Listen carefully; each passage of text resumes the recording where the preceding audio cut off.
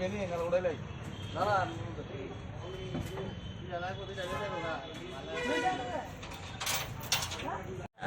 বাজারটা হয়েছে সিদ্ধি আশ্রম উদীয়মান বাজার। এই বাজারটা লইয়া দীর্ঘ 2006 থেকে রণদীপ দেববর্মা ওনার দাদু ললিত দেববর্মার মানে লইয়া ওয়ারিশ সূত্রে একটা কেস চলতেছে যে এই জায়গাটা তারার। তো আলটিমেটলি তারার জায়গা প্রমাণিত হয়েছে কোর্টে এবং তারা জায়গার মালিকানাও পাইছে। মালিকানা পাইছে হাইকোর্টের সেকেন্ড ব্রাঞ্চ রায় দিছে যে আমাদের 2 তারিখের মধ্যে পিটিশন দেওয়ার লেগে যে আমরা এই বাজারটা টোটালি খালি করে ওনারে হস্তান্তর করার লেগে জায়গাটা। তো আমরা দীর্ঘ সময় ডালে আইনি লড়াই হয়েছে, বিভিন্ন কমিটি আইছে গেছে। তো এখন যেহেতু আমরা হাতে আইছে তখন আমরা মালিকের সাথে প্রথমত দেখা করছি এই কারণ এখানে তো 1-2 জনের বিষয় না, এখানে 200-250 মানুষের জীবনের ব্যাপার। তো ওনার সাথে আমরা গিয়ে 4-5 জন লোক দেখা করছি, কথা বলছি, স্যার আমরা তো জায়গা খালি করে দিতে রাজি, কিন্তু এখন আমরা বাঁচার কি উপায়? আমরা এই দোকানদারটি লই আমরা কই যাব? তারা তো এখন কর্মহীন হয়ে যাব, তারার পরিবারটি রাস্তাটা এত।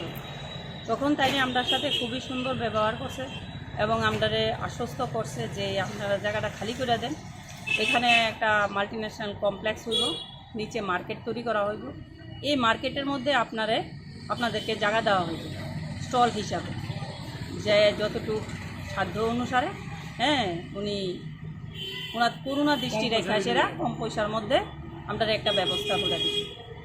আর বর্তমান পরিস্থিতি যেটা কইছি যে স্যার এখন আমরা কীটা করতাম, তখন উনি কইছে যে আমার ওই জায়গা পেছনে এই শিব মন্দির আছে, রাধা মাধবের মন্দির আছে, ওই জায়গাটার মধ্যে গিয়ে সেটা আপনারা গিয়া স্থায়ীভাবে দোকানদারি করেন, ব্যবসা করেন, আপনারাও বাঁচেন, আমারও বাঁচান।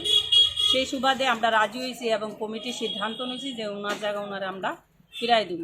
এখন আমরা প্রত্যেকটা ব্যবসায়িক তরফ থেকে এবং তাদের পরিবারের প্রত্যেকটা মানুষের তরফ থেকে আমি শুধু ওনার কাছে এতটুকুই দাবি করুন যে উনি যাতে আমরার প্রতি একটু করুণা করে এবং দয়া সুলভ আচরণ করে, যাতে আমরা বাঁচতে পারি এবং তারাও তারার পরিবার নিয়ে যেতে বাঁচতে পারে, তাইনে যাতে মালিক হিসাবে আমরারে এই উপকারটা করে। এখন তাইনে তো আমরার কাছে মালিক কইতাম না, তাইনে ওখানে আমরার কাছে ভগবান স্বরূপ, এখন তাইনেই আমরারে বাঁচাইতে পারে আর একমাত্র।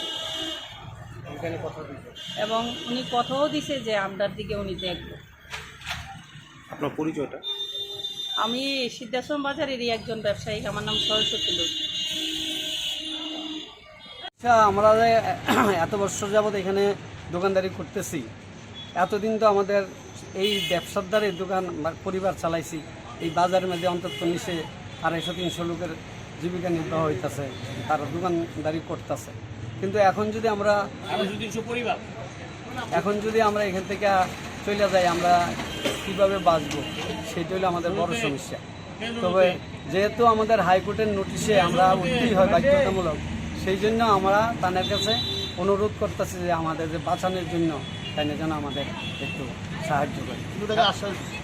তিনি নিজেই বলেছে যে আমি আপনাদের মারবো না, আপনাদের ঘর দেব একটা করে, মানে কম রেটে আপনারা কিনে নেবেন আমার থেকে। আর আপাতত আপনারা যাতে বাজারটা নষ্ট না হয়, আমার খালি জায়গা আছে, ওইখানে টেম্পোরারিভাবে আপনারা দোকানদারি করেন, পরে আমি যখন 1 বছর 1.5 বছর যা লাগে, যখন ঘর কমপ্লিট হবে আপনারা আবার আয়া শিফটিং হয়ে যাবে। এই আশা নিয়েই আমরা এই ঘর খালি আশ্বাস পাই আমরা এগ্রি হয়েছি।